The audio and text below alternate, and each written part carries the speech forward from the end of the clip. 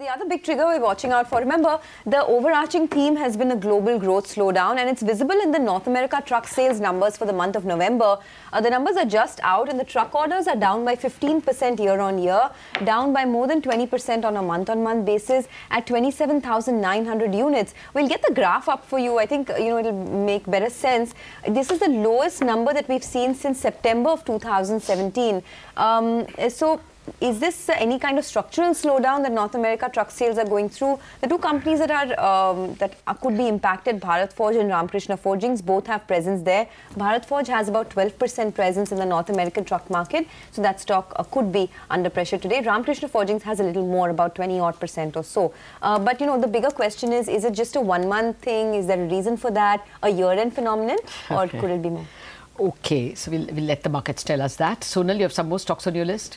Yes, good morning, Lata. Well, Vodafone Idea is expected to be in red today because India Ratings has downgraded the ratings of its NCDs amounting to 6,000 crore rupees. And this comes in after CRISIL had downgraded the rating on NCDs last week. So expect some red on the stock. Other stock that is in focus is Indiabulls Ventures because the company has placed compulsorily convertible debentures amounting to 1,500 crore rupees to 3 FIIs, and the conversion price is at 550 rupees per share.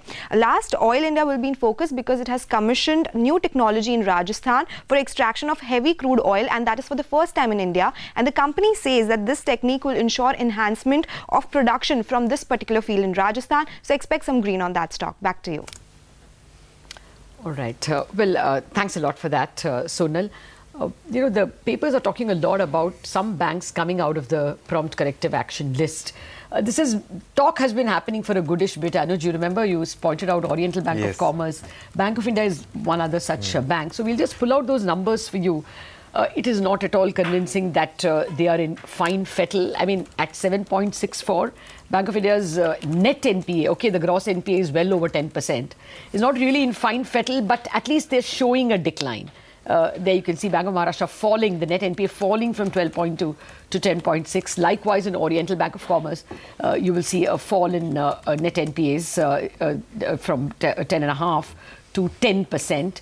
And maybe you could take Central Bank, that also showed a little bit of a fall. These are still weak banks, but my sense is Oriental and Bank of India, at least with single-digit net NPAs, would be some kind of a candidate for removal from prompt corrective action. So just keep your eye out on these banks. I don't see how Allahabad qualifies. It was a full 1 percentage point higher net NPAs that they posted, but some of them where the trend is lower, like in Bank of India, Oriental Bank, where it's clear, possible candidates for. Exactly, and like we, Oriental Bank of Commerce has seen some buying, although yesterday it was weak, but let's not preempt that, as you said.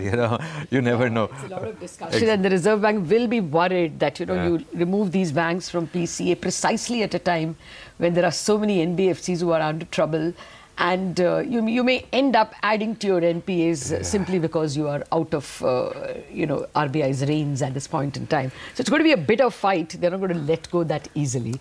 Even if they do, they may put in higher risk weights or something like that. So let's wait and see how things pan out.